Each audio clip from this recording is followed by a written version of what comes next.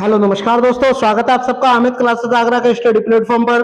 तो दोस्तों आज हम आपके बीच में उपस्थित हुए हैं सीटेट ईवीएस की क्लास को लेकर के, जो कि बहुत ही ज्यादा महत्वपूर्ण रहने वाली क्लास है। दोस्तों इस क्लास में हमने एनसीईआरटी प्लस पेडागोजी के टोटल 30 प्रश्नों को शामिल किया हुआ है और ये जो 30 प्रश्न है परीक्षा में 100% पढ़ने वाले प्रश्न है। तो चलिए आगे बढ़ते हैं। और हाँ, अगर आपने अभी तक हमारे चैनल को सब्सक्राइब नहीं किया हुआ है तो प्लीज सब्सक्राइब कर दें और बेल आइकन को भी प्रेस कर दें। चलिए बात करते हैं। प्रश्न नंबर फर्स्ट है, इसमें आपसे बोला गया है ब्रेल लिपि के बारे में आपसे पूछा गया है।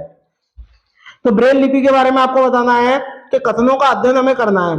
तो बताइए, ब्रेल लिपि जो होती है वो मोटे कागज पर बिंदु उभरे हुए बनाकर लिखा जाता है, करेक्ट स्टेटमेंट है। इस लिपि में 8 बिंदुओं पर आधारित है ये लिपि, गलत। कितने बिंदुओं पर आधारित है? यह लिपि जो है वो 6 बिंदुओं पर आधारित है। बिंदुओं की पंक्तियां किसी नुकीले औजार से बनाई जाती हैं, ऐसा बिल्कुल भी नहीं है। इसे उभरे बिंदुओं पर हाथ फेरकर पढ़ा जाता है, एकदम करेक्ट है। यानी पहला और चौथा सही है, बाकी सारे गलत है। तो ये वाला गलत है, ये गलत है, ये गलत है। इस क्वेश्चन का जो राइट आंसर होगा दोस्तों ऑप्शन नंबर ए के साथ में क्या लॉक हो जाएगा। चलिए बात करते हैं आगे। प्रश्न सेकंड, इसमें आपसे बोला गया है कि चेराओं का जो नाच है ये कहाँ के लोग करते हैं? मिजोरम के करते हैं, मणिपुर के करते हैं, मेघालय के करते हैं, झारखंड के करते हैं। बताइए कहाँ के लोग करते हैं? तो इस क्वेश्चन का जो राइट आंसर होगा दोस्तों वो ऑप्शन नंबर ए के साथ में करेक्ट हो जाएगा। आई होप आपको वीडियो अच्छी लग रही होगी। अगर अच्छी लग रही है तो चैनल को लाइक शेयर सब्सक्राइब जरूर करें। बात करते हैं प्रश्न नंबर तीसरे की। इसमें बोला गया है नीचे दिए गए कुछ कर्तव्य हैं, उत्तरदायित्वों का अध्ययन कीजिए। तो ये आपको बताना है। तो ये स्टेटमेंट दिए गए हैं, कौन से सही है कौन से गलत है ये आपको बताने हैं। अन्य लोगों का सामान उठाने में मदद करनी चाहिए, करेक्ट बात है, हर किसी की हेल्प करनी चाहिए। पूरे ग्रुप में के आगे चलना चाहिए ताकि ग्रुप पीछे पीछे चले, ऐसा कतई नहीं है। जो ना चल पाए उसे रुकने के लिए कहिए, ऐसा बिल्कुल भी नहीं है। साथी के बीमार होने पर उसका ध्यान रखना, सबके लिए खाने पीने का इंतजाम करना, ये करेक्ट है। रुकने का आराम करने के लिए अच्छी जगह ढूंढना, ये भी करेक्ट बात है। ये जो स्टेटमेंट दिए गए हैं ये किस चीज से है? जैसे बहुत से लोग होते हैं पर्वतारोही, पर्वत पर जो लोग चढ़ते हैं, ये उन सब के लिए ये स्टेटमेंट है कि एक साथ सभी लोग चलते हैं। ठीक है, तो कौन कौन सा? पहला है, चौथा है, पांचवा है। पहला, चौथा, पांचवा, ऑप्शन नंबर जो सी है दोस्तों वो एकदम करेक्ट हो जाएगा। बात करते हैं प्रश्न नंबर 4 की। खेल जो हम खेलते हैं, प्रकरण के शिक्षण में शिक्षार्थियों की अधिकतम भागीदारिता के लिए निम्न में से कौन सी शिक्षण युक्ति अधिक प्रभावी होगी, ये आपको बताना है। विभिन्न खेलों के लिए कार्ड बनाना और उन्हें शिक्षार्थियों को दिखाना, ऐसा तो कतई नहीं है। शिक्षार्थियों के भीतर और बाहर खेले जाने वाले खेलों को नाम याद कराना, ये याद करना आ गया, ये तो वैसे ही गलत हो गया। शिक्षार्थियों को टेलीविजन पर खेल संबंधित कार्यक्रम को देखने और उस पर आधारित सामान्य परियोजना, ये भी बिल्कुल नहीं है। चौथा वाला जो ऑप्शन है वो एकदम करेक्ट होगा। शिक्षार्थियों को खेलने के मैदान में ले जाना और उन्हें अलग अलग खेल खेलना सिखाना। ठीक है, तो ये वाला जो ऑप्शन होगा दोस्तों वो एकदम करेक्ट हो जाएगा। बात करते हैं प्रश्न नंबर 5 की। प्रश्न नंबर 5 में आपसे क्या बोला गया है? इसमें बोला गया है भारत में थारू जनजाति जो है वो कहाँ निवास करती है? क्या इलाहाबाद में करती है? इलाहाबाद का दूसरा नाम भी है प्रयागराज। क्या है? प्रयागराज इसका दूसरा भी नाम है, परिवर्तित नाम है। क्या झारखंड में है, थार मरुस्थल में, या उत्तर प्रदेश के तराई क्षेत्र में है? तो ये जो है थारू जनजाति ये उत्तराखंड और उत्तर प्रदेश के तराई क्षेत्रों में पाई जाती है। तो इस क्वेश्चन का जो राइट आंसर होगा दोस्तों ऑप्शन नंबर डी हो जाएगा। आपको अगर उत्तर प्रदेश दिया जाए तो उत्तर प्रदेश लगाओ, उत्तराखंड दिया जाए तो उत्तराखंड लगाओ। अगर दोनों हैं तो दोनों को आप टिक कर सकते हो। चलिए बात करते हैं प्रश्न नंबर 6 की। इसमें आपसे क्या बोला गया है? माउंट एवरेस्ट के बारे में सही कथन हमें चुनना है। यह नेपाल का भाग है, करेक्ट बात है। इसकी चोटी की ऊंचाई कितनी? 8,848 मीटर है, ये स्टेटमेंट एकदम करेक्ट है। यह भारत का भाग है, ऐसा बिल्कुल भी नहीं है। यह तिब्बत का भाग है, ऐसा बिल्कुल भी नहीं है। यह जम्मू कश्मीर का भाग है, ये वैसे गलत हो गया। तो ऑप्शन नंबर जो आपका 1 है वो एकदम करेक्ट हो जाएगा। चलिए बात करते हैं प्रश्न नंबर 7 की। प्रश्न नंबर 7 में आपसे क्या कहा गया है ये देखिएगा। प्रश्न नंबर 7 में हमें कॉलम दिए गए हैं। कॉलम आपका 1 दिया गया है, कॉलम आपके 2 दिए गए हैं। ठीक है, कॉलम 1 और कॉलम 2 दिए गए हैं। इसमें आपको बताना है लोथल का संबंध किससे है, कालीबंगा का किससे है, धौलावीरा का किससे है और बनवाली का संबंध किससे है? तो मैं आपको बता दूं कालीबंगा किस लिए प्रसिद्ध है, इसमें यहाँ क्या पाए गए थे, जुते हुए खेत पाए गए थे। तो पहले दूसरे का क्या हो गया, पहला हो गया। और लोथल में क्या है, गोदीवाड़ा है। लोथल में क्या है, गोड़ीवाला, यानी पहले का भी, और पहले का भी इनमें से किसी में भी नहीं है, इसमें भी नहीं है, इसमें भी नहीं है, इसमें भी नहीं है, तो आपका एक ही आंसर होगा। बाकी और लगा ले। धौलावीरा क्या है, हड़प्पाई लिपि में लिखे बड़े बड़े जो आकार के जो 10 चिन्ह वाला शिलालेख है उसको क्या बोलते हैं, धौलावीरा बोलते हैं। और बनवाली किसे बोलते हैं, पकी मिट्टी की बनी हुई हल की प्रति जो भी है, यानी पकी हुई मिट्टी के जो हल बने होते हैं वो क्या है, बनवाली है। तो एक ही आपका ऑप्शन हो गया, ऑप्शन नंबर आपका ए। चलिए आगे बढ़ते हैं। प्रश्न नंबर 8, प्रश्न नंबर 8 में बोला गया है पर्यावरण अध्ययन की पाठ्य पुस्तक में पहेलियां शामिल करने का निम्नलिखित में से कौन सा उद्देश्य नहीं है। ऐसा कौन सा, हमें नेगेटिव वर्ड देखना है, बच्चों के मस्तिष्क को भ्रमित करना, ये तो यहीं पे रॉन्ग हो गया, और इस भ्रम का आनंद उठाना है, ये तो कतई होगा ही नहीं, यही वाला इसका करेक्ट आंसर हो जाएगा। भाई आप देखिए, आप पहेलियां उन्हें बताएंगे तो कहीं ना कहीं वो विचार करेंगे, सोचेंगे, तो उनके माइंड में क्या नए नए सृजनात्मक विचार आएंगे, क्रिएटिविटी होगी। ठीक है, तो क्या हो जाएगा, सृजनात्मक चिंतन की योग्यता और उत्सुकता का क्या होगा, विकास होगा, जानने की इच्छा बढ़ेगी, जिज्ञासा होंगे बच्चे। ठीक है, बच्चों में आलोचना चिंतन शक्ति का विकास होगा और तर्कणा शक्ति का भी क्या होगा, विकास होगा। तो इसलिए इस क्वेश्चन का जो रॉन्ग स्टेटमेंट है वो ऑप्शन नंबर क्या है, ए हो जाएगा। चलिए बात करते हैं प्रश्न नंबर आपका 9। प्रश्न नंबर 9 में आपसे बोला गया है सरिस्का राष्ट्रीय उद्यान, जो सरिस्का राष्ट्रीय उद्यान है ये कहाँ स्थित है, ये आपको बताना है। तो बताइए जो सरिस्का राष्ट्रीय उद्यान है ये कहाँ स्थित है, कमेंट करिएगा। क्या उत्तर प्रदेश में, राजस्थान में, गुजरात में या असम में?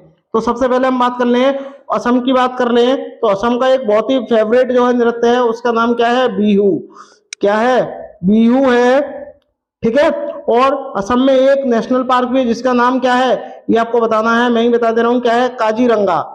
काजीरंगा ये एक सिंह के गैंडे के लिए बहुत ही ज्यादा फेमस है। गुजरात की बात करते हैं, गुजरात की बात करते हैं तो गिर पक्षी विहार, क्या है, गिर राष्ट्रीय उद्यान जो है ये कहाँ स्थित है, गुजरात में स्थित है।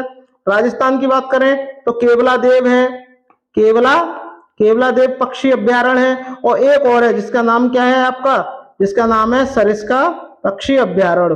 ठीक है, ये भी है, इसका सरिस्का पक्षी अभ्यारण्य भी है। और उत्तर प्रदेश की बात करते हैं, उत्तर प्रदेश में कौन सा है, उत्तर प्रदेश में दुधवा। दुधवा राष्ट्रीय उद्यान कहाँ है, उत्तर प्रदेश में स्थित है।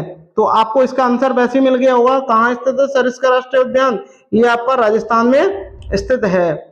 चलिए बात करते हैं प्रश्न नंबर 10 की। प्रश्न नंबर 10 में आपसे बोला गया है भारत में ठंडे रेगिस्तान मानसून से प्रभावित क्यों नहीं होते, यानी हमें नेगेटिव स्टेटमेंट चाहिए, क्यों नहीं होते। ठंडे रेगिस्तान में हवा बहुत पतली होती है, ऐसा कतई नहीं है, ऐसा तो है नहीं है। ठंडे रेगिस्तान बहुत ऊंचाई पर है, ऐसा बिल्कुल भी नहीं है, बहुत ऊंचाई पर है। ठंडे रेगिस्तान में गर्मियां और बेहद ठंडी सर्दियां होती हैं, ऐसा नहीं है। ठंडा रेगिस्तान होगा तो सर्दियों में भी सर्दी होगी और गर्मियों में भी सर्दी होगी। ठंडे रेगिस्तान हिमालय की वृष्टि छाया में होते हैं, यदि हिमालय की छाया में क्या होते हैं, ठंडे रेगिस्तान होते हैं, इसीलिए क्या होते हैं, वो ठंडे रहते हैं और मानसून का उन पर कोई प्रभाव नहीं पड़ता। चलिए बात करते हैं प्रश्न नंबर आपके 11 की। प्रश्न नंबर 11 में आपसे बोला गया है कि कर्णम मलेश्वरी के विषय में नीचे दिए गए कुछ कथन पर हमें विचार करना है। तो पहला स्टेटमेंट दिया गया है अंतरराष्ट्रीय ख्याति प्राप्त भारोत्तोलक यानी वेट लिफ्टर है, तो ये वाला स्टेटमेंट करेक्ट हो जाएगा। ठीक है, और चौथा वाला ये ऑप्शन गलत हो जाएगा, क्यों, क्योंकि इसमें पहला वाला दिया नहीं है। वह कर्नाटक की है, ये ऑप्शन गलत हो गया, वह कर्नाटक की नहीं है, ये आंध्र प्रदेश की है। कहाँ की है, आंध्र प्रदेश की है। इनके पिताजी क्या है, कांस्टेबल है, इनकी 3 बहनें और हैं। ठीक है, अब बात करते हैं प्रश्न नंबर इसमें स्टेटमेंट 3 की। अब देखो सेकंड वाला नहीं होना चाहिए उसमें, तो सेकंड वाला देखो इसमें भी नहीं है, तो इसमें है, ये गलत हो गया। अब इन दोनों में देखते हैं। उन्होंने अपने नाम बहुत रिकॉर्ड बनाए, करेक्ट बात है, वह 130 किलोग्राम वजन का भार उठा सकती हैं, यानी थर्ड वाला जो है वो एकदम करेक्ट है। ठीक है, आगे बढ़ते हैं। वह जब 12 वर्ष की थी तभी से वह भार उठाने का अभ्यास करती है, ये वाला भी करेक्ट है। तो इसलिए पहला वाला जो ऑप्शन है वो एकदम करेक्ट हो जाएगा, दूसरा नहीं होगा, क्यों, क्योंकि इसमें फोर्थ वाला नहीं है। ठीक है, ये तीनों जो स्टेटमेंट है वो एकदम करेक्ट है। चलिए बात करते हैं प्रश्न नंबर आपके 12 की। प्रश्न नंबर 12 में आपसे बोला गया है महासागरों में जल स्तर जो बढ़ता है, जो वृद्धि होती है, उसका क्या कारण है, ये आपको बताना है।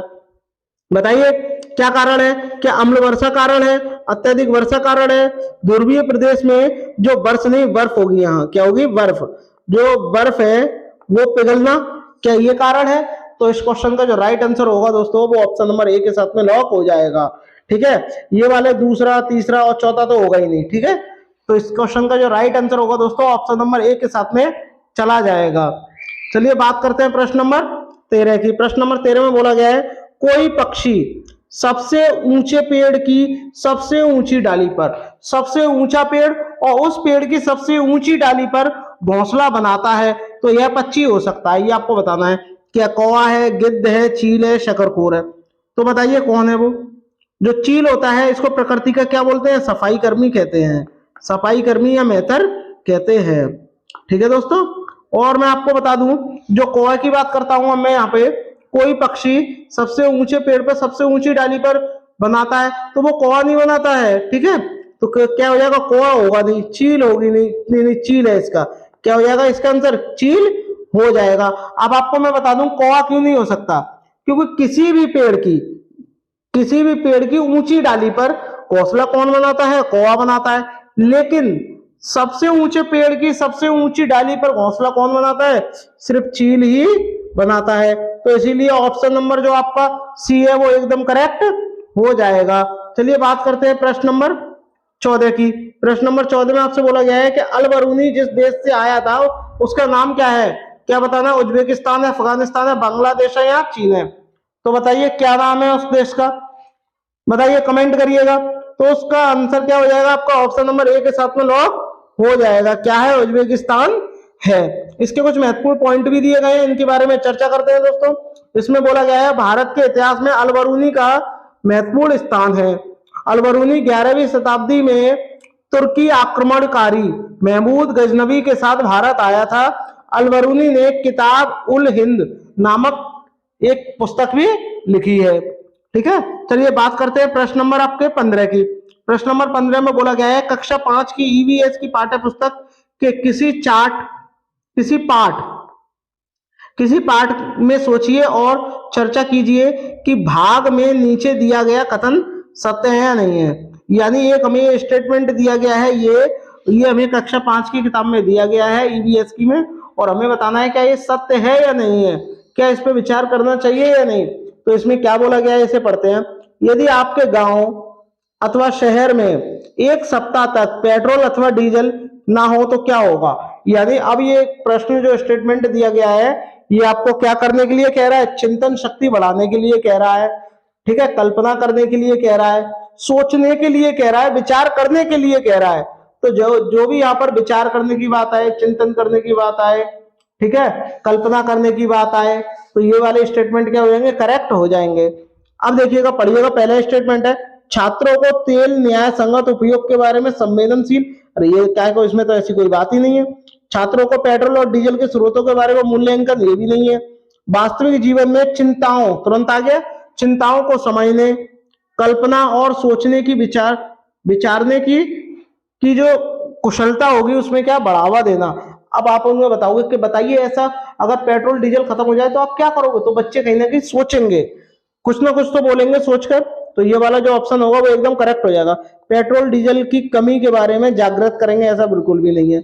कमी और बढ़ाव तो आते रहते हैं, लेकिन यहाँ बात हो रही है पेट्रोल डीजल ना हो तो, खत्म हो जाए तो। ठीक है, चलिए बात करते हैं प्रश्न नंबर आपका 16। प्रश्न नंबर 16 में आपसे क्या बोला गया है इसके बारे में दोस्तों देखते हैं। तो देखिएगा इसमें क्या बोला गया है। इसमें आपसे बोला गया है कि ईवीएस की पढ़ाई में कक्षा में प्रश्नोत्तर तकनीक का सबसे अच्छा उपयोग किसके लिए किया जा सकता है, ये आपको बताना है। विद्यार्थियों का ध्यान आकर्षित करने के लिए? ऐसा तो बिल्कुल भी नहीं है। शिक्षार्थियों को सीखने में जिज्ञासा, ये पॉइंट हमें मिलेगा बहुत ही तगड़ा, जिज्ञासा करेक्ट होता है। ठीक है, प्रायोगिक कौशल को बढ़ावा देने के लिए कक्षा में अनुशासन, ये गलत हो गया। ऑप्शन नंबर जो आपका बी है वो एकदम करेक्ट हो जाएगा। चलिए बात करते हैं प्रश्न नंबर 17 की। प्रश्न नंबर 17 में आपसे बोला गया है तरुण भारत संघ नामक समूह संबंधित है। ये आपको बताना है किससे संबंधित है। तो आपको बताना है कि स्कूल में दोपहर का पका हुआ भोजन उपलब्ध कराने से संबंधित है। ऐसा बिल्कुल भी नहीं है। आर्थिक रूप से कमजोर वर्गों के बच्चों के लिए निःशुल्क कोचिंग कक्षाएं चलवाने में, ऐसा भी नहीं है। पुरानी झीलें, देखिए तरोड़ का मतलब क्या होता है, जल होता है दोस्तों, और ये कहीं ना कहीं जल से ही संबंधित है। पुरानी झीलों को पुनः निर्मित करने के लिए, यानी जो पुरानी जो झीलें हैं जो इस समय बेकार हो गई हैं, उनका पानी बेकार हो गया है, तो उनको क्या है दोबारा उनका निर्माण करने के संबंध में ये क्या है, ये नामक संघ है। विशेष रूप से सक्षम बच्चों को सिखाने में मदद करना, ऐसा बिल्कुल ही नहीं है।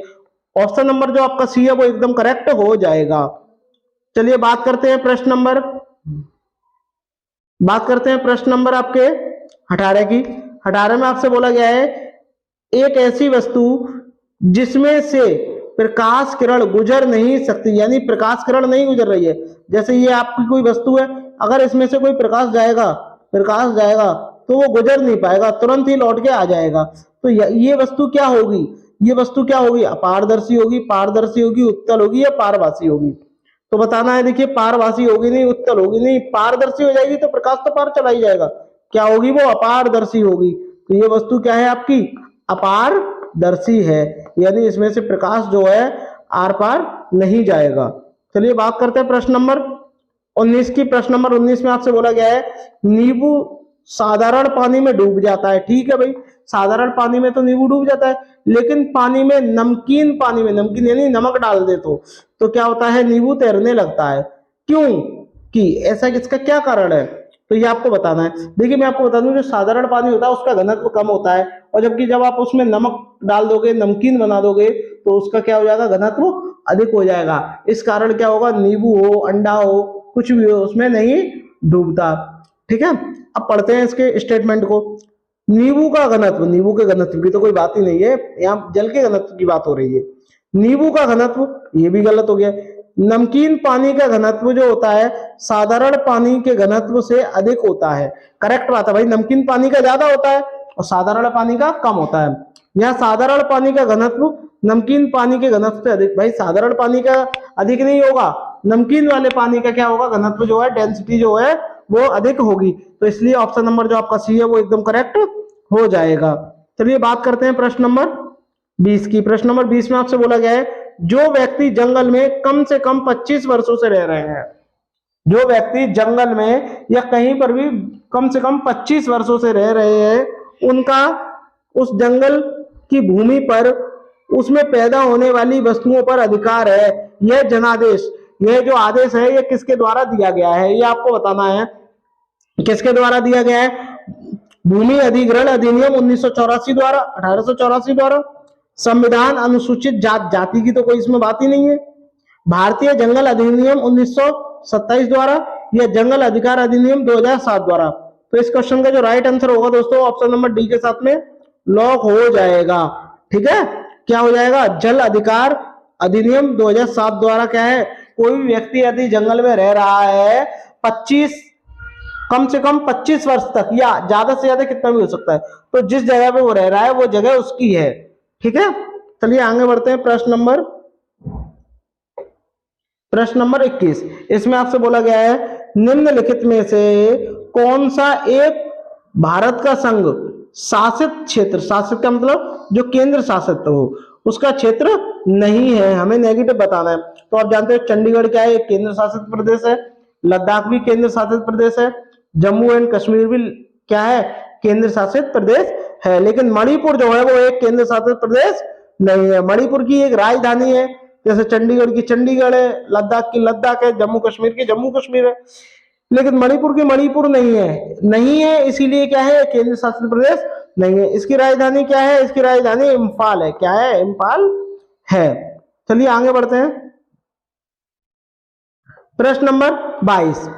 एक अध्यापक को कक्षा 4 के विद्यार्थियों को हमारे देश के भोजन की संस्कृति विविधताएं पढ़ानी है। ठीक है, हमारे देश की जो जगह, हर स्टेट में भोजन अलग अलग प्रकार से खाया जाता है, पकाया जाता है, उसकी जो संस्कृति है उसके बारे में बताना है। ठीक है, इस विषय को पढ़ाने के लिए सर्वोत्तम विधि क्या है ये आपको बताना है। तो बताइए सर्वोत्तम विधि कौन सी है?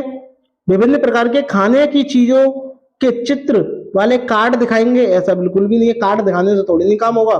अपने देश की यहाँ बात करते हैं। अपने देश के विभिन्न राज्यों के विभिन्न लोगों द्वारा खाए जाने वाले विभिन्न भोजन के बारे में विद्यार्थियों को एक प्रोजेक्ट और परियोजना दे। तो ये वाला तो सही बात है। विद्यार्थियों से पूछें कि उन्होंने क्या खाया है, उसके बाद चर्चा करें। ऐसा बिल्कुल भी नहीं है। विद्यार्थियों से कहें कि वे अपने परिवार के भोजन के बारे में सूचना एकत्रित करें। भाई विद्यालय में जो बच्चे होंगे वो जरूरी नहीं है पूरे भारत के ही हों, जरूरी नहीं है ना। हर स्टेट के बच्चे अलग अलग होते हैं, हर राज्य के बच्चे अलग अलग है, ठीक है। तो इसलिए क्या हो जाएगा, ऑप्शन नंबर जो बी है वो एकदम करेक्ट हो जाएगा। बात करते हैं प्रश्न नंबर 23 की। इसमें आपसे बोला गया है केरल का निकटवर्ती राज्य कौन सा है? बताइए केरल के निकटवर्ती कौन सा राज्य है? तो इस तरीके से यहाँ आपका केरल है, ये आपका तमिलनाडु है, ये आपका कर्नाटक है, फिर गोवा है, ठीक है, फिर मुंबई है, मुंबई के बाद में क्या है, गुजरात है। तो देखिए केरल के करीब कौन सा है, एक कर्नाटक है और एक आपका तमिलनाडु है। इसको मैप की सहायता से भी आप देख सकते हो। देखिएगा ये आपका दिया गया है मैप, इसमें आप देखिएगा ये आपका केरल है और केरल का जो पड़ोसी है वो कौन है, वो आपका एक तमिलनाडु है और एक कर्नाटक है, ठीक है। इन दोनों के अलावा कोई भी पड़ोसी नहीं है। तो देखिएगा जिस वाले ऑप्शन में भी क्या आ जाए, जिस वाले ऑप्शन में कर्नाटक हो और तमिलनाडु हो वही आंसर है। तो देखिए आंध्र प्रदेश है, महाराष्ट्र है, आंध्र प्रदेश है, ये है ही नहीं है। एक ही ऑप्शन है, वो ऑप्शन नंबर क्या है, डी, कर्नाटक और तमिलनाडु। चलिए आगे बढ़ते हैं। प्रश्न नंबर 24, प्रश्न नंबर 24 की चर्चा करते हैं दोस्तों। इसमें बोला गया है प्राथमिक स्तर पर पर्यावरण अध्ययन की रचनात्मक आकलन को शामिल नहीं करता। हमें नेगेटिव वाला स्टेटमेंट देखना है, यानी कौन सा स्टेटमेंट जो है रचनात्मक आकलन को शामिल नहीं करता। देखिए शिक्षार्थियों को सिखाने में बढ़ावा देना, उनकी रचना करना, ये तो है। शिक्षण में कमियों की पहचान करोगे, आप जैसा पढ़ा रहे हो उसमें जो कमियां हैं उनको पहचानोगे, उनको दूर करोगे, तो ये तो करेक्ट है। शिक्षार्थियों के अधिगम रिक्तियों की पहचान करना, यानी बच्चा कहाँ नहीं सीख रहा है, जहां उस कमी रह रही है उस कमी को पूरा करना। तो फर्स्ट वाला ऑप्शन रह गया शिक्षार्थियों की ग्रेडिंग और रैंकिंग, ये जो है ये रॉन्ग स्टेटमेंट हो जाएगा। ऑप्शन नंबर जो आपका ए है वो इसका क्या हो जाएगा, राइट हो जाएगा। चलिए आगे बढ़ते हैं। प्रश्न नंबर 25, प्रश्न नंबर 25 में आपसे बोला गया है पर्यावरण अध्ययन के शिक्षकों को क्या करना चाहिए, इस तरीके से डॉट डॉट करके दिया गया है। तो बताइए बच्चों के दृष्टिकोण को स्वीकार करना एवं सम्मान देना, ऐसा बिल्कुल भी नहीं है। अभिभावकों के विचारों को स्वीकार करना और सम्मान देना, बताइए क्या ये है? आप कहोगे ये भी नहीं है। विशेषतः प्रयोगों पर ध्यान देना, भाई जो भी बच्चा प्रयोग कर रहा है उस पर ध्यान दीजिए, क्योंकि जब तक बच्चा प्रयोग नहीं करेगा जब तक वह सीखेगा नहीं। विशेषतः पुस्तक और परीक्षणों पर ध्यान देना, ऐसा बिल्कुल भी नहीं है। तो एक ही ऑप्शन बचा, वो क्या है, उसका ऑप्शन नंबर जो इसका सी है वो एकदम करेक्ट हो जाएगा। आई होप आपको वीडियो अच्छी लग रही हो, अगर अच्छी लग रही हो तो चैनल को लाइक शेयर सब्सक्राइब जरूर करें दोस्तों। चलिए बात करते हैं प्रश्न नंबर 26 की। प्रश्न नंबर 26 में बोला गया है आप एक एकीकृत ईवीएस कक्षा के लिए कैसे योजना बनाएंगे, बताइए कैसे बनाओगे? पर्यावरण विज्ञान के लिए अलग अध्यापक का प्रबंध करेंगे, ऐसा तो बिल्कुल भी नहीं है, क्योंकि पर्यावरण जो होता है वो सभी विषयों का क्या होता है, समागम होता है, जिसमें क्या है कई विषय आते हैं। एक पाठ में 2 या अधिक विषय क्षेत्रों को मिलाएंगे, अलग परियोजना पर सभी विषयों को अलग करेंगे, ऐसा बिल्कुल भी नहीं है। विज्ञान और सामाजिक विज्ञान के अलग अध्यापकों का प्रबंध करेंगे, ये भी गलत हो गया। एक ही ऑप्शन क्या है, करेक्ट है। एक पाठ में 2 या 2 से अधिक विषय क्षेत्रों को मिलाएंगे, तभी आपका क्या हो जाएगा, पर्यावरण बन जाएगा। चलिए आगे बढ़ते हैं। प्रश्न नंबर 27, प्रश्न नंबर 27 में आपसे क्या बोला गया है, पर्यावरण अध्ययन के प्रश्न करने को एक युक्ति के रूप में प्रयोग किया जाता है, यानी पर्यावरण के जो प्रश्न है उनको सॉल्व करने के लिए एक क्या है, युक्ति के रूप में प्रयोग किया जाता है। वह युक्ति क्या है ये आपको बताना है। नियमों का पालन को, नियम गलत हो जाएगा, ध्यान खींचना है ऐसा बिल्कुल नहीं है, अनुशासन है ही नहीं है। कक्ष में जिज्ञासा जो होता है वो पॉजिटिव वर्ड होता है, जिज्ञासा बढ़ाने के लिए। अगर आप बच्चों की जिज्ञासा बढ़ाओगे तो वो पूछेंगे आपसे प्रश्न, तो वो ज्यादा से ज्यादा सीखेंगे। ठीक है, बात करते हैं प्रश्न नंबर 28। प्रश्न नंबर 28 पे चर्चा करते हैं दोस्तों। इसमें बोला गया है सरहुल त्योहार कहाँ मनाते हैं, ये आपको बताना है। सरहुल त्योहार जो है कहाँ मनाते हैं, क्या झारखंड में मनाते हैं, तमिलनाडु में मनाते हैं, कर्नाटक में, या उपरोक्त सभी में? बताइए कहाँ के लोग मनाते हैं। तो मैं आपको बता दूं, ये जो त्योहार है सरहुल त्योहार, ये क्या कहाँ के लोग मनाते हैं? ये एक उराव जनजाति है। ठीक है, यहाँ के क्या है लोग मनाते हैं, और ये जो जनजाति है वो आपकी झारखंड में पाई जाती है। ऑप्शन नंबर जो आपका ए है वो एकदम करेक्ट हो जाएगा। तमिलनाडु का एक बहुत ही महत्वपूर्ण क्या त्योहार है जिसका नाम क्या है, बिहू है। ठीक है, कर्नाटक का क्या है, यक्षगान, क्या है, यक्षगान है। चलिए बात करते हैं इसके कुछ इंपॉर्टेंट पॉइंट की। इंपॉर्टेंट पॉइंट में आपसे क्या बोला गया है, सरहुल त्योहार ओराव कोमामुंडा जनजाति मनाती है, करेक्ट बात है। इस त्योहार में क्या होती है, वृक्षों की पूजा की जाती है। यह त्योहार झारखंड के लोग मनाते हैं, ये स्टेटमेंट भी एकदम करेक्ट है। चलिए बात करते हैं प्रश्न नंबर 29 की। प्रश्न नंबर 29 में बोला गया है पर्यावरण अध्ययन में बच्चों को जोड़ने की सबसे अच्छी प्रभावशाली युक्ति है, कौन सी युक्ति है? शिक्षक द्वारा व्याख्या होगा नहीं, कक्षा का निर्देशन होगा नहीं, पाठ्य पुस्तक का पठन होगा नहीं। क्या होगा, ज्यादा से ज्यादा आप उन्हें इस तरीके से पढ़ाइए कि वो सोचे, बच्चे चिंता करें, चिंतन शक्ति को बढ़ावा दे, तर्क बढ़े। और ऐसा कब होगा, जब आप उन्हें किस्से और कहानियां सुनाओगे, तो बच्चा भी क्या होगा, जिज्ञासा उसमें उत्पन्न होगी और वह भी सीखने के लिए जागरूक होगा। चलिए बात करते हैं प्रश्न नंबर 30 की। प्रश्न नंबर 30 की चर्चा करते हैं दोस्तों। इसमें आपसे बोला गया है पर्यावरण की कक्षा में बच्चों की जिज्ञासा शांत करने के लिए हमें क्या करना चाहिए। भाई आपने कोई प्रश्न दिया, बच्चों में क्या है, और उसने जिज्ञासा से उत्पन्न हुई, तो वो इसके बारे में और जानना चाह रहा है, तो आप क्या करोगे? ठीक है, ये आपको बताना है। जब शिक्षक फुर्सत में हो जब उसे बताओगे, भाई जब आप फ्री हो जाओगे जब बताओगे, ऐसा तो बिल्कुल भी नहीं है। जब तक तो उसकी जिज्ञासा खत्म हो जाएगी। जब विद्यार्थी फुर्सत में हो, ऐसा बिल्कुल भी नहीं है। भाई विद्यार्थी फुर्सत से कोई मतलब नहीं है, कुछ समय पश्चात, ऐसा बिल्कुल भी नहीं। आप क्या बताओगे, उसकी जो भी वो पूछेगा उसका जवाब तत्काल दोगे। जब विद्यार्थी द्वारा जिज्ञासा की गई हो, तुरंत आपने उसका क्या कर दिया, जवाब दे दिया, तो उसकी जिज्ञासा जो होगी वो शांत हो जाएगी और वह बच्चा सीखने के लिए और उसे मजा आने लगेगा। चलिए बात करते हैं आगे। आई होप आपको वीडियो अच्छी लगी होगी। अगर अच्छी लगी हो तो चैनल को प्लीज लाइक शेयर सब्सक्राइब जरूर करें।